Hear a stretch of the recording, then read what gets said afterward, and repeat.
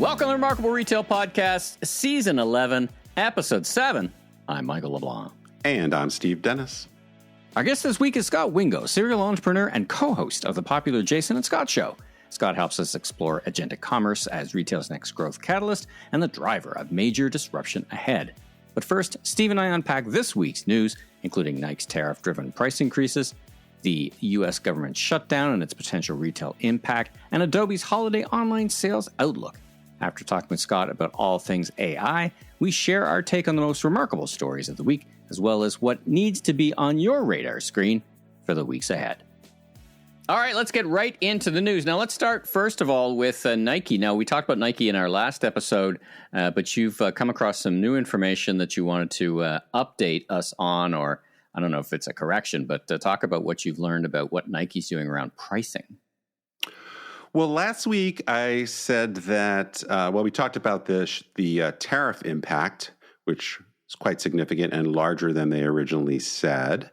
But I also said that my interpretation was that while they've done some selective price increases, they really weren't moving their prices ahead largely, I felt, because they were really focused on trying to gain market share. And if they raise their prices a lot, that might create some headwinds. Well, an organization called DataWeave has actually been tracking at least their online pricing, which I assume correlates pretty strictly, if not completely, with their in-store pricing. But I guess we don't know that for sure. But anyway, they took a look at about 3,000 SKUs from September of last year to September of this year. And what they found actually is that Nike has been raising their prices quite a bit. In particular, footwear prices up 17%, apparel 14%, and equipment and other kind of miscellaneous categories up 18%. Now, when they dove into this a little bit more deeply, their overall interpretation was it was primarily in those categories and those brands, sub-brands, I guess you could say, because they've got Nike, Converse, Jordan, that they have the most strength in. Now, we don't know how this correlates with some of their wholesale partners, so this is not a complete picture, but it's a pretty robust picture. So interesting to see that they've been able to do that and keep their margins pretty much in line, but also saying that they're taking a hit from tariffs. So something to watch. But anyway, my assumption turns out apparently not to be too correct.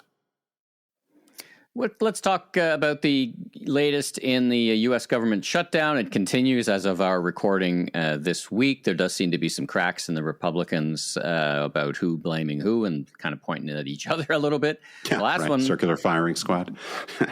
A little bit. I mean, the last one in 2019 was 35 days. And from what I've been reading, and I haven't made the trip this week to the U.S., is that it's creating some havoc for travelers in the skies, which again, sand in the gears of commerce. What are you seeing?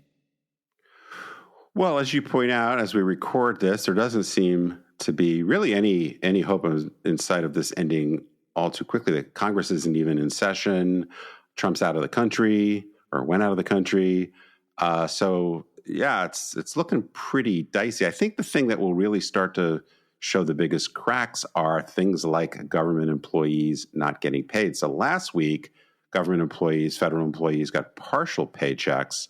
But the day that this episode comes out, the military, that's like 1.5 million people, 1.7 million people won't get any paychecks. It's also the case that federal contractors are not getting paid.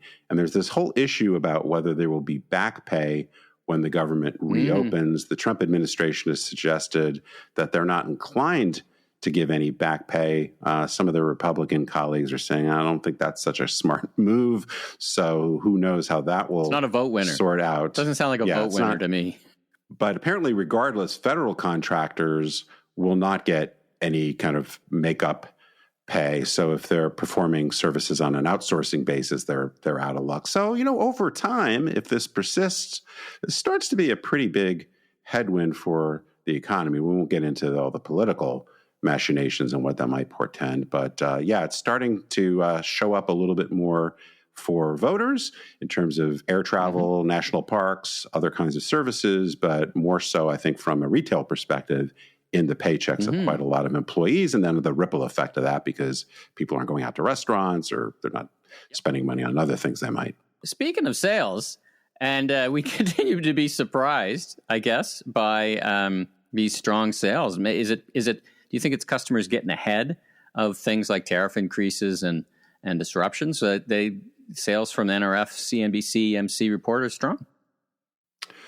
Yeah, so longtime listeners will know we've got two sources of U.S. retail sales. One is the U.S. Census Bureau. Spoiler alert, they're closed and not reporting. So we won't apparently have that this month, as well as some other economic data, but that's a separate story. But we do have what actually I think is probably the superior source of information, which is this NRF CNBC report that uses MasterCard data. So this is actual transactional data rather than surveys, which the U.S. Census report uses. And another strong month, the month of September, up 5.4% year over year. So that is down than listeners may remember. We talked about really how very, very strong the month before was, with, as you mentioned, or you point to, some speculation about getting ahead of tariffs.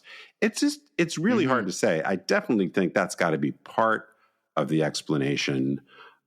We also have to be mindful of that as we start to see inflation ticking up. There's inflation in these numbers, though it's hard to see that would be dramatic, and you get into the mix of business, I guess, a little bit, which I'll tease out. So if you look at the winners within the report, the very strong categories were sporting goods and apparel. Now, it's important to mention that the way this information is collected, same thing with the U.S. Census Bureau's report, it's by stores. So when we talk about apparel, it's not apparel as a total category.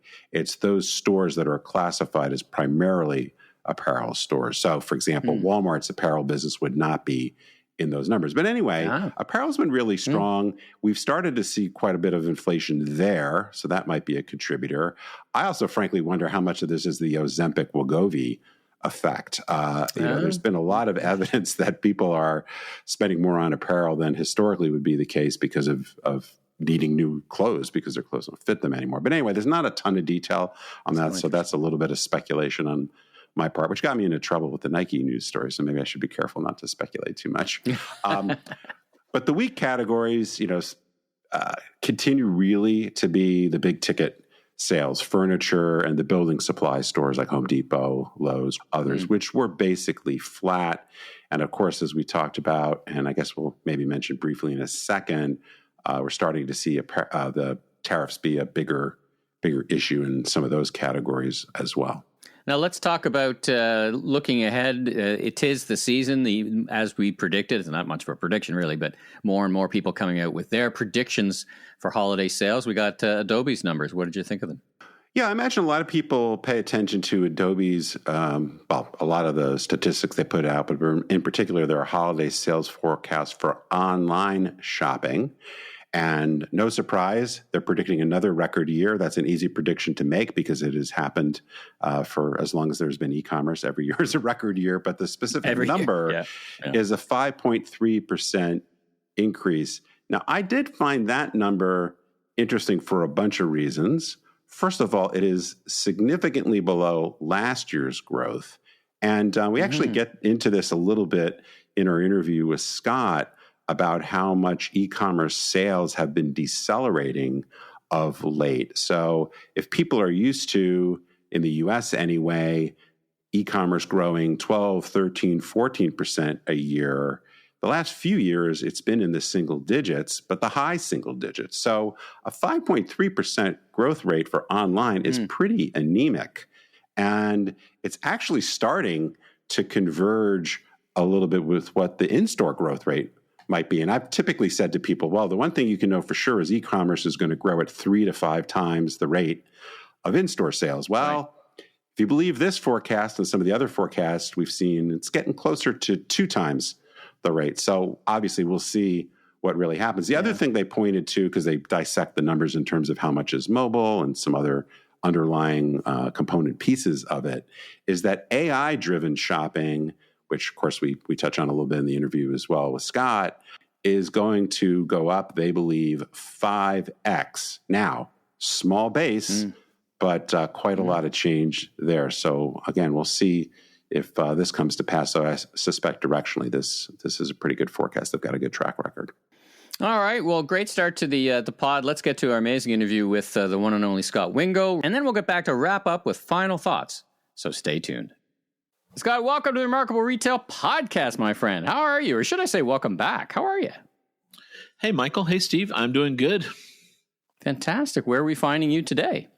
I am talking to you live from Raleigh, North Carolina, where it's sunny and beautiful in the middle of October. Well, Scott, thanks so much for joining us on the pod again. And so much has happened and so much is happening. So it's great to get you back. And, for those folks who may not know you, one or two, or the folks who don't know you enough, I mean, you've got a LinkedIn profile with like about 100 different things you've done. You're just a serial entrepreneur. But take us through it a little bit. Who are you and how'd you get to be you, and what do you do for a living? Yeah, I'm a technologist. So, I have an engineering degree in computer engineering, and really kind of happened into our world of e-commerce through a startup. My second startup was an auction search engine back in the day. You guys probably remember eBay and Pierre and all that. And so I built a company that did searches across all the different auction sites, which was, Steve will remember this, but auction sites were supposed to be what e-commerce was going to be. And it was so fun. And you would just wait forever. You'd wait a whole week to figure out if you bought something or not. And we sure have Fixed changed. Pricing is dead. Fixed pricing is dead and boring. Fixed pricing is boring. Let's make everything dynamic. And so that company got acquired, and then we bought back part of it. It turned out there weren't a lot of auction sites. eBay was the only one that survived to today, basically. And but then we had this selling tool that became very popular with power sellers. And then we spun that out. It became popular with big businesses, and we spun it out in 2001 as a company called Channel Advisor, because we had this crazy idea that eBay wouldn't be alone, that there'd be another marketplace out there, or back then we called them online shopping malls. So I'm sure Steve remembers that too. Yeah. So that was a long wait. It took 6 years, and then the second marketplace did show up, but it ended up being a good one. It was this bookstore out of Seattle called Amazon, and that was a very good thing for us. And we bet big on the Amazon marketplace, which is now, 2 or 3, 400 billion, depending on, what numbers you're looking at in GMV. And we were a very early partner for that. And then that caused everyone else to open a marketplace. So now we have pretty much every retailer has opened a marketplace of some flavor out there. Some have done it twice, like our friends at Best Buy.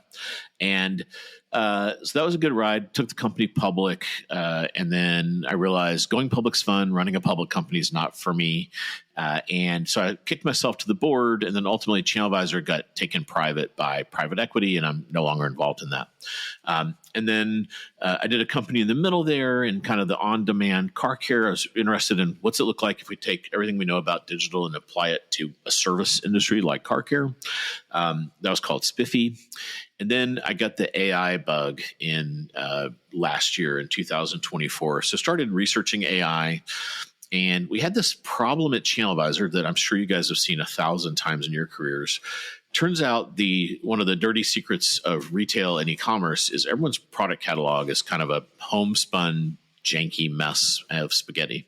And it's enough to kind of hobble around and get transactions done, but not something you want to share with the neighbors. But at Channel Advisor, that was our first ask. It's like, send us your product catalog and we'll try to get it out on these marketplaces. And we were shocked at how chaotic those catalogs are.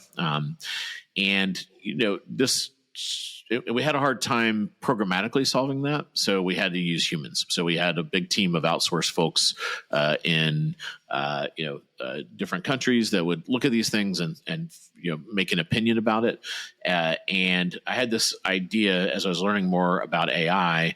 What if we built agents to go do this? And started a company called ReFi.ai, and that stands for Research, Find, and Buy. So it's kind of the shopper's journey, and that's what we do. We help brands and retailers really gussy up their catalog for agentic shopping. And so that's a lot of buzzwords in there. So I'll try not to be too buzzwordy, but I know Steve's buzzword bingo has gone off there. So that's what I do now.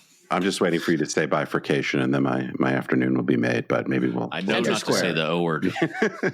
Enter square in this podcast. So, yeah, I feel like obviously, I imagine many of our listeners will also know you from the Scott and Jason show or the Jason and Scott show, but we say Scott and Jason here because you're on the podcast this time.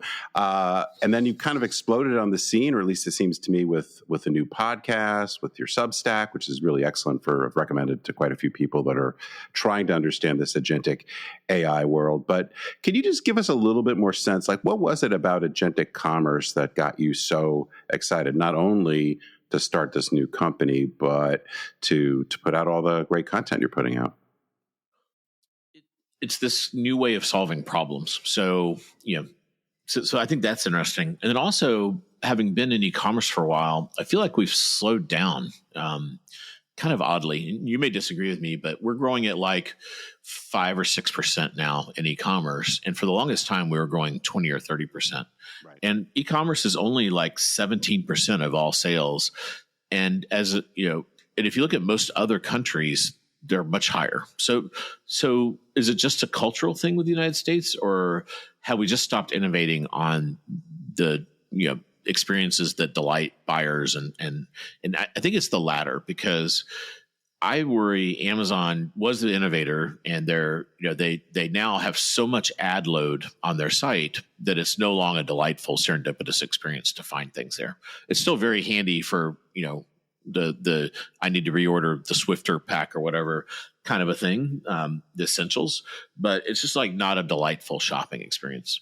Probably the most interesting one that's come along in a while is TikTok Shop. Generationally, that's not our jam, but I'm sure you guys watch that, and that's grown very, very quickly because it does kind of make it fun again to shop.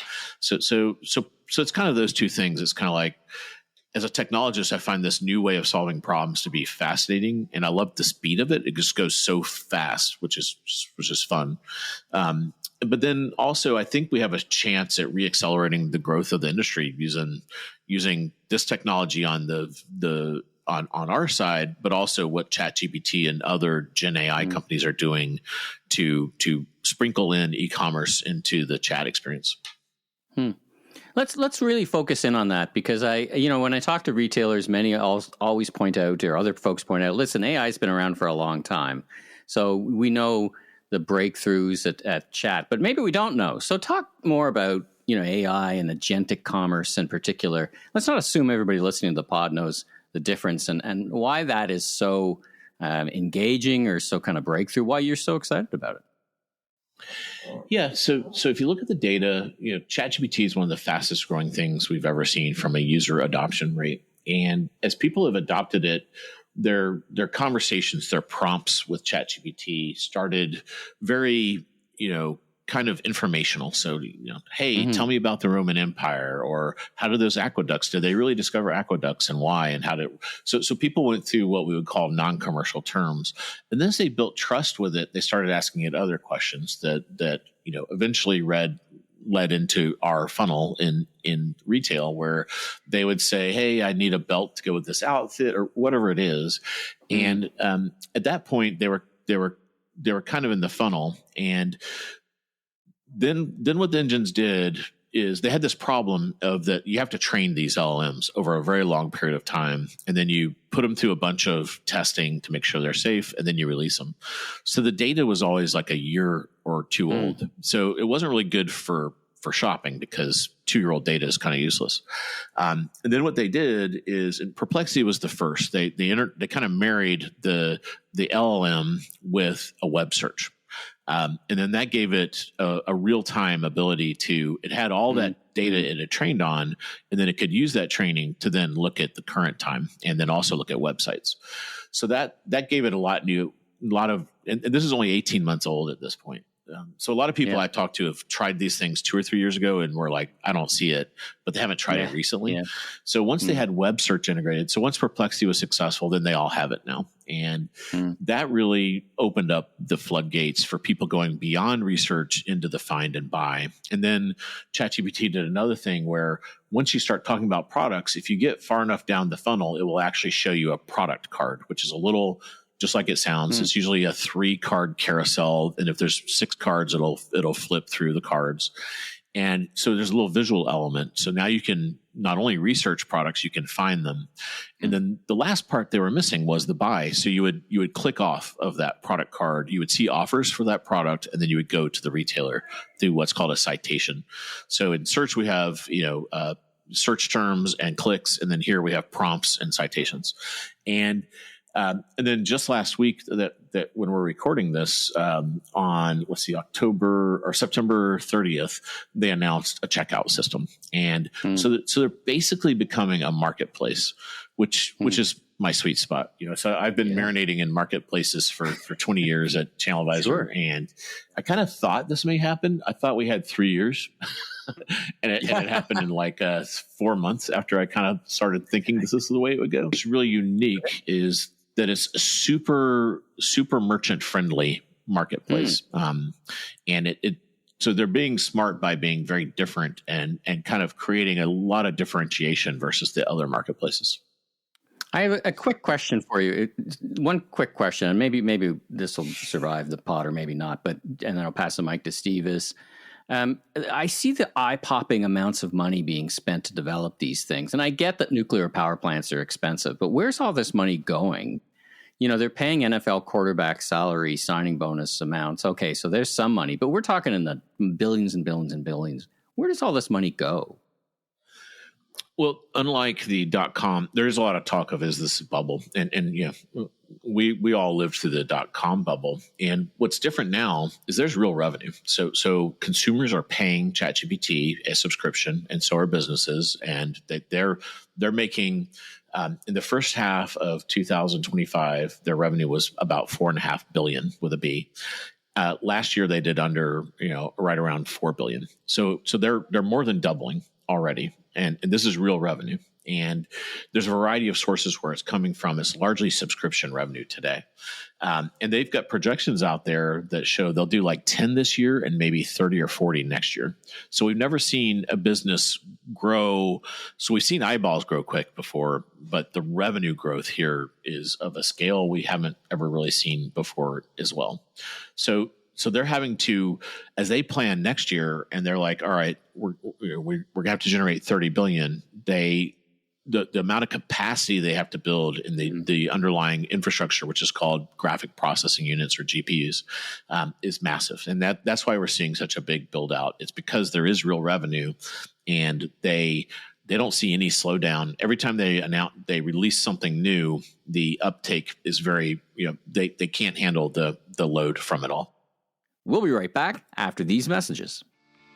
Promotional support for the show comes from Find Mine. In the time it takes to listen to this ad, your team could have leveled up their productivity by 90% and set up your brand for increased sales. Find Mine's AI tools let you run operations on thousands of products right now. Get self-service AI to support product tagging for better success with AI agents, dynamic programmatic ads for Meta, visually similar product recs, complete the look styling, trend, and campaign curations. Find Mine's innovative enterprise platform currently generates breakthrough customer experiences for top brands like Lululemon and Ann Taylor.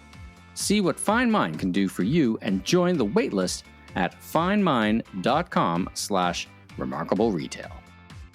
If the world has changed so very, very much, why have so many organizations changed so little? As the pace of disruption accelerates, leaders need the courage and the insight to aim higher in the value they deliver, move faster than they ever have before, and take the bold action to leap ahead of the competition. With Leaders Leap, Transforming Your Company at the Speed of Disruption, Steve's latest breakthrough bestseller, you'll discover why so many companies fall into the trap of the timid transformation.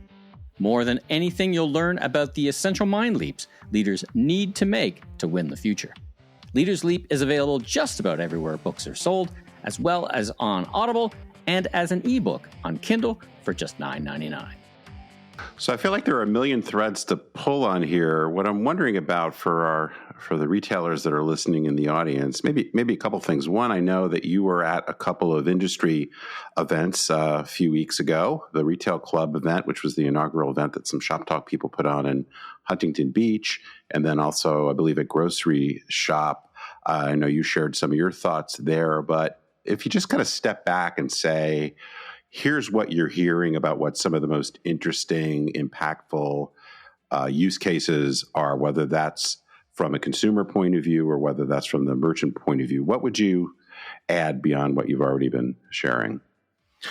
Yeah, my pitch to a merchant is this is a new way for you to get in front of consumers. And, for a long time, everyone, in the backroom conversations, everyone complains about the Google and Facebook tax, right? Because we always kind of think that it's customer acquisition, but then you keep paying it, right? They keep going back to Google, which is super annoying for everybody, and that's the tax, right? And and then sometimes you may pay the Amazon tax if you choose to sell there. So what's nice about this is we have a new kid on the block that is a new channel and a different perspective, and I think that's going to be good. And it's already causing everyone to up their game. So Amazon is going to have to, they're probably the slowest to react, but they're going to have to up their game. And Google is reacting very quickly. So Google has really started, they kind of have a three-pronged approach here, all of it on the base of their AI, which is called Gemini. And the first one most retailers notice is the AI overviews. So in commercial terms, mostly non-commercial, but some commercial terms, the AI will answer. So Google's having to go from a search engine to an answer engine. And that, that's part of it. And then the second one is they're now previewing an AI mode, which is basically a preview of what Google's going to look like. It's going to flip all the way to an answer engine. It's very Perplexity-esque. And then you can actually go actually direct to Gemini and play with the future models too, if you want to.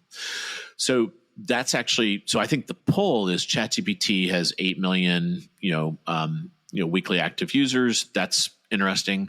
And now you have a really good way to get in front of them where they can buy stuff with this checkout mechanism.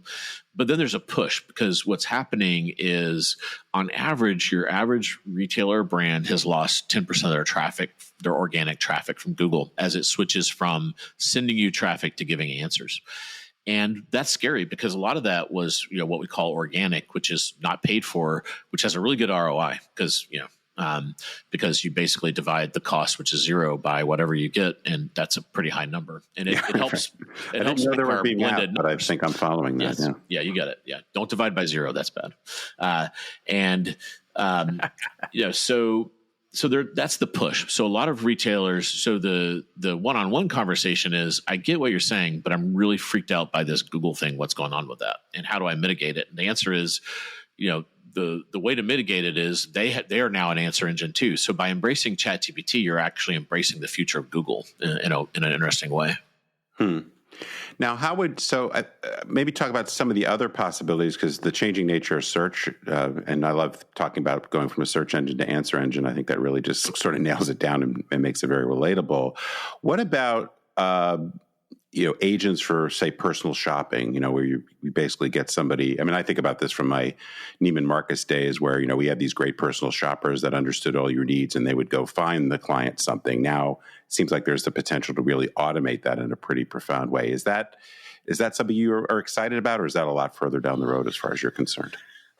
Yeah, I think there's an interesting battle forming there, where you have, the horizontal players, so ChatGPT, Google, are super horizontal. They'll do any category. We could even talk to them about B2B cogs and widgets. And you have this whole army now of entrepreneurs building very verticalized shopping experiences. So a couple of the more well publicized one's called Daydream. There's Phia, Phia, which is Bill Gates' daughter, and it's kind of for the younger generation that's into re-commerce or used goods type of a thing to be sustainable. It's a personalized shopping engine just for that stuff.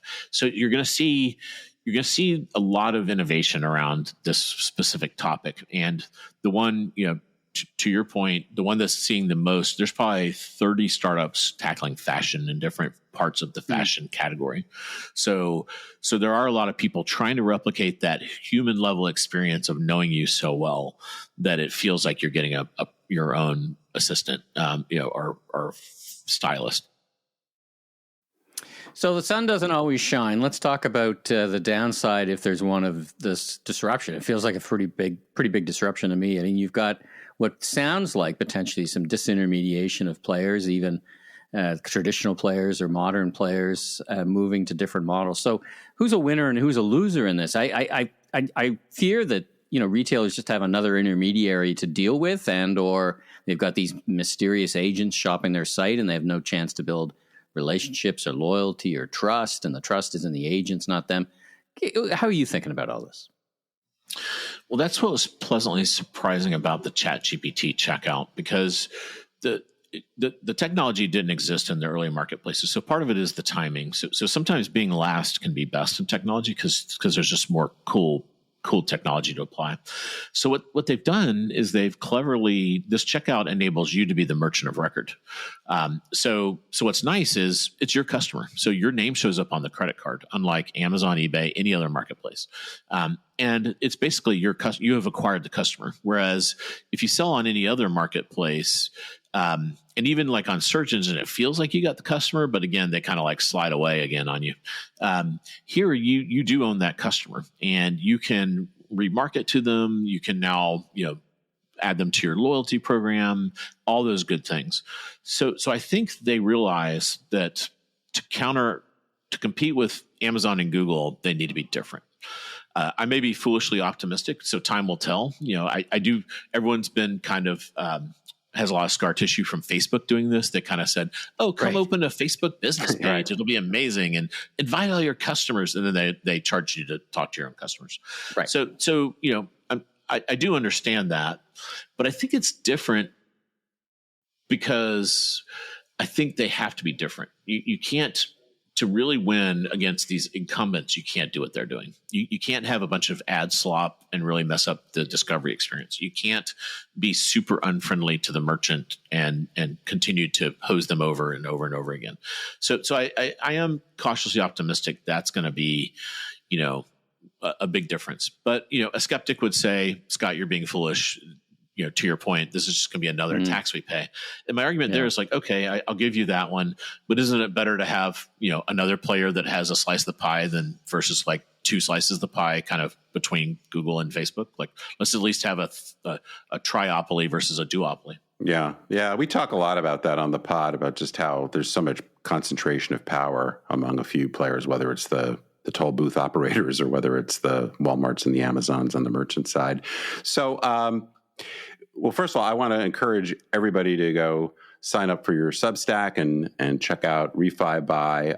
But in particular, maybe as a little bit of a teaser, in a recent Substack, you put out a few provocative sayings. And I thought maybe just kind of rapid fire here, have you comment on what you were talking about with a few of them. So one of them was, retailers don't want agentic commerce. What is that about? I said that? I think so. Maybe it was an AI bot that as a straw man or something. Okay. AI. Well, one of the things we find, so a retailer will call us and they'll say, my stuff's not showing up in ChatGPT. Can you, my CEO, so it's usually like a downstream chief digital officer or a VP of e-commerce. They're like, my CEO found our products aren't showing up on ChatGPT. Why is that? And we'll go look, and basically they have developed an internal policy that's blocking all bots. So some IT person decided, and this is because there are these denial of service bots that are evil. There's evil bots and good bots, and they basically kind of threw out the baby with the bathwater. So that may have been what I was referencing there. So a lot of retailers just block all this stuff, and then a lot of times the legal department kind of says, I heard the letters AI. I'm scared. Let's block everything. So a lot of times that's the first conversation, is getting through those two roadblocks. And so I think that's probably what I was referencing. Okay. The other one I flagged here was, every e-commerce hype cycle is wrong. Do you recall saying that? And it must be Jason. I think he's more curmudgeon-y than I am. All right. Well, we love a good curmudgeon every once in a while. Yeah. But maybe just quickly cycling back to a couple of the conferences you were at, when you heard people being skeptical about the adoption rate, or just maybe being, kind of in the innovator's dilemma of not necessarily wanting to embrace some massive disruption. Do you have any particular pushback to that we haven't already chatted about? Yeah, like anything, a lot of it's you peel the onion on why people are skeptical. A lot of it is we're not talking the same language. So when I say agentic AI, it is what I described. I'm on ChatGPT proper and I'm searching for products. So ChatGPT has a thing called Operator, and a lot of things tried Operator. It's now called Agent. And it's where it opens up a little virtual computer and does this. That is not agentic shopping in my mind. That's a way to do some. You can have it go like fill out a form for you or something, but it is not native agentic shopping. So that's a little apples and oranges thing that happens sometimes. Another misunderstanding is, to me, at the retailer level, there's three buckets you can utilize AI. And at the I kind of have a stack diagram in my mind. At the base of the stack is kind of your operations side, both store and even digital. And this is things like supply chain, store level inventory, maybe even a little product catalog in there, PIM if you're a brand, that kind of stuff. And there's a lot of AI companies in that area, but those are big projects with a capital P, and they're going to have a high failure rate, just like anything. It's just like replatforming or something. Any big project is going to just naturally have a high failure rate. So a lot of people reference an MIT report that talked about the failure rate across corporate America, Fortune 500s, is 95%. And I think that's just like, that's basically the standard failure rate for any big project. And I actually don't think people should start there because of that reason. And then the next layer up is stuff kind of from the homepage, behind the homepage, down to that infrastructure stack. And there's a lot of companies that want to kind of AI-ify stuff you already have on your website. So a better search experience, a better product recommendation, better email, better personalization, all these things. They're still pretty big projects, and they're not quite replatforming, but they're changing your search is something that's going to be a 18-month journey probably if you want to do it right. You're going to have to really ease into that. And what I like about where we sit above the homepage, so it is very easy for us to turn this on and experiment and not require anything but your product catalog, and that's everyone can generate a product feed. So I think when I talk to a lot of people they're scared of AI, you have to get into the nuanced conversation of which three levels are you talking about, and don't start at the things that are likely to have a high failure rate unless you have some burning need that this needs this, your business hinges on solving this thing. Let's start with the easy stuff and tiptoe into this. Well, Scott, thanks for giving us such a robust overview. I'm curious, anything we didn't get to that you want to add? And then I guess to wrap up, just where should people go to learn more about what you are up to and subscribe to Retail Agentic and all that good stuff? Yeah, we could probably talk about this another couple of hours, but I think we hit the highlights. I do put a lot of thought leadership out there on Retail Agentic. I'm on LinkedIn. It's just Scott with one T is the only trick. Wingo, which is basically like bingo with a W, WINGO. And yeah, it's a lot of fun, and because it's changing so fast, it is pretty mentally stimulating or exhausting, depending on which side of the coin you are. But well, I appreciate you guys having me on to talk about it. I think you like it so much because it gets rid of the that second T in the name problem in the search engines, right? It does, yeah. That's right. That was very good of your parents to think about that all those years ago in your naming side. Well, thanks for joining us. And I really do encourage people to go check out what you're doing when the world is moving so fast. It's great to have somebody who's putting all this effort into it. And even though I get a little bit confused by some of the terms and everything, I've really learned a lot already from what you're doing. And I know I'll learn a lot more. So good luck to you. And thanks for joining us on the Remarkable Retail Podcast. Thanks, guys. All right, we're back. Let's give them something to talk about. Stories we found particularly, essentially remarkable. Steve, you go first. Well, I feel like we should run a little clip from a Monty Python movie of Bring Out Your Dead. This is not a particular story from the last week exactly, but I was reminded of it by a couple stories, which is the revival of some dead or near dead brands. The one that's gotten the most news, I guess, in the last few weeks is Bed Bath & Beyond. They've started opening stores again. I think we talked about their first store being reopened in Tennessee, I believe, about 6 weeks ago. But they are now also rebranding Kirkland stores. Again, not to be confused with Costco's Kirkland brand, but Kirkland Very home confusing. stores. It is extremely It's confusing. By the way.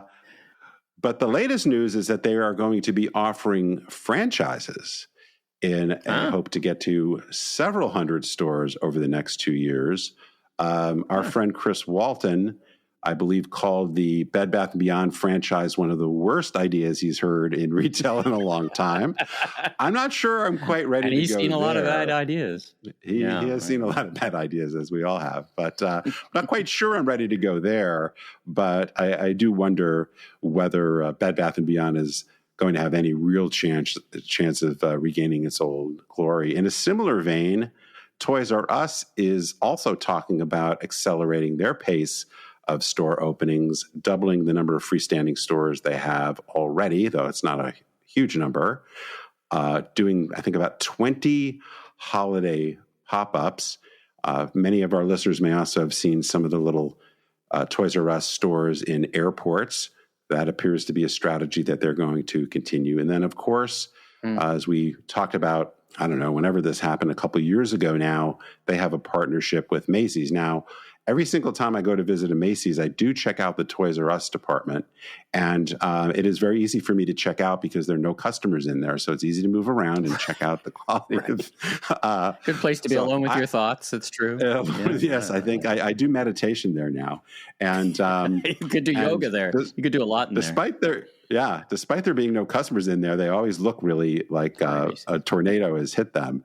So I don't really understand... whether they are able to do essentially no business for about 10 months and then a crazy amount of business starting, I guess, the next couple of weekends. But anyway, I'm less enthusiastic, I guess, about the Toys R Us. And then the last one I'll mention very quickly is Forever 21, which at this point is coming back as an online-only play in the U.S. They're doing a tiny bit of wholesale. There appear to be no plans to reopen Forever 21 stores in the United States. They do still have some stores open globally. But overall, I just think it is so hard to bring these brands back, when they've lost relevance, lost customers, to try to win back a significant amount of business, I think is really, really hard. So it may not be an issue to do it on a relatively small scale, but to do it on a large scale, I think is next to impossible. All right, from my side, Canadian Lululemon founder and biggest shareholder Chip Wilson back in the news with a full-page ad. I don't know if you saw it in the Wall Street Journal about Lululemon's decline, equating it to a plane crash and a sinking ship. It's not the first time Chip has taken a swipe. He's a very shy and retiring sort of fellow. He is. He was like, wow. He highlighted their just a long list of litany of complaints. He hated their Disney collab. He says, it's basically a sin to put Mickey Mouse on a pair of Lululemons. And anyway, so he's not fond of the leadership. He's not fond of very much, actually. He's certainly not fond of the fact that their stock has plummeted because he's the biggest shareholder, and their stock is down significantly. Attention. The Lululemon response is he's been long out of this game, so he doesn't know what he's talking about, basically. And on a side note, he got fined $600 by the British Columbia elections group because he put a sign up claiming that the premier was a communist on his $82 million mansion overlooking the bay in Vancouver. So he's very iconoclastic. He's always around the city of Vancouver. So he is a character. You know what it reminds me of, Steve? It reminds me of Howard Schultz when he put that letter out. Yes, I was thinking about Starbucks. I was thinking the same thing. Yeah. Well, it's hard to let go, I guess. Leadership lessons, priorities.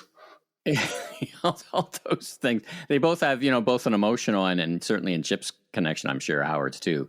Very, very much financial incentive to kind of make their thoughts more than well known, like with a full page ad in the Wall Street Journal. All right, First world problems. And that $600 fine he got for putting up a sign calling our premier a communist. Ouch. Anyway, let's talk. Let's get into our next segment, which is more around looking around the corner, what you're looking at, and things that we both see or looking ahead around the corner at. Kick us off. Well, I got two things. One is the next round of tariffs take hold today. If you're listening to the episode the day it comes out, these are the ones we touched on briefly last week. A 10% tariff on softwood, timber, and lumber. I believe a lot of that comes from up north where you are. And that tariff is scheduled to increase to 30% on January 1st. I assume this structure is to put some pressure to negotiate something. So we shall see. Of course, if you break it, you might have to fix it. So this is another place where Trump is now potentially thinking about doing home builder bailouts because, of course, home builders don't particularly like the fact that the cost of things are going up. Somewhat related to that, because it's another home category, certain upholstered products that contain wood will be facing a 25% tariff effective today, and that is scheduled to increase to 50% January 1st. So, of course, the furniture players don't love that. We talked about the struggles in the furniture industry at the top of the show. This is obviously not going to help if they, in fact, persist. And then kitchen cabinets and bathroom vanities and related parts will have a new 25% tariff. So we face a huge housing crisis here in the United States. And so the best way to solve that is by making it way more expensive to buy a house or remodel your house. And then lastly, consumer credit pressures, I think, are something to keep an eye on. Last week, I mentioned watching the jobs market where we continue to get some soft data. But I think another leading indicator is what's going on with consumer credit. And we have seen a pretty material increase in consumers that are late in making their car payments. And we've also seen a pretty material tick up in housing foreclosures. So those are not all super awesome signs. But at this point, overall, consumer balance sheets aren't too terrible. So I think we'd have a way to go before this would be more of a widespread issue. All right. So what I'm keeping an eye on is IKEA. So they're making a real play particularly in Manhattan. They've already got a pop-up. IKEA's got a pop-up in Union Square, cute little pop-up, but they're making a big play into Soho. And you're like, where on earth would an IKEA fit in Soho? Well, it turns out they've bought into and will be replacing Nike. So that Nike's got that iconoclastic building on the edge of Soho, and that will be an IKEA store in 2026. So keep an eye out for the big blue in that big store. So, we were talking about Nike right off the top. So here's another move that they're making. You and I were in that store last time we were in Manhattan during Commerce Next, and it was you and me and not many other people. So, not surprised, really. Yeah, two quick comments on that. One is, and maybe we'll get into this a little bit more at some point, but with Nike's challenges, I think part of it, and I think I alluded to this a little bit last week, their own store strategy is, I think, a little bit adrift, and part of the reason why they haven't got as much traction as they would have liked to, because I think as they pulled back on wholesale, not only were they counting on getting more business online, but I think through some of their stores. And I agree that store, our commentary around it was, I don't really quite understand how this works, and I don't think it was working. So we'll see if Nike replaces that with a more powerful format. But IKEA's moves, I think, are super interesting, not only opening some more of their huge stores, but some of these smaller design studio stores. And actually, I believe they're about to open in the next few weeks, just a couple miles from me, in kind of a mid-sized store, more of an urban location. So I'm really curious to see what that looks like. I suspect it will be not nearly as expensive real estate as they got in Soho, but it'll be interesting to see how these newer formats really play out. All right, another interesting week in retail. Let's leave it there. Thanks for tuning in. To help more retail leaders discover the industry's leading podcast, please drop us that 5-star rating and review on Apple, Spotify, YouTube, or wherever you enjoy your pods. And for more on my strategic advisory services, keynote speaking, best-selling books, and even more retail industry insights, go to StephenPDennis.com. If you are a brand or service provider looking to take your influence to the next level, reach out to us for sponsorship, advertising, or event partnerships. And if you want to learn more about my own keynote speaking and advisory practice, reach out to me via LinkedIn.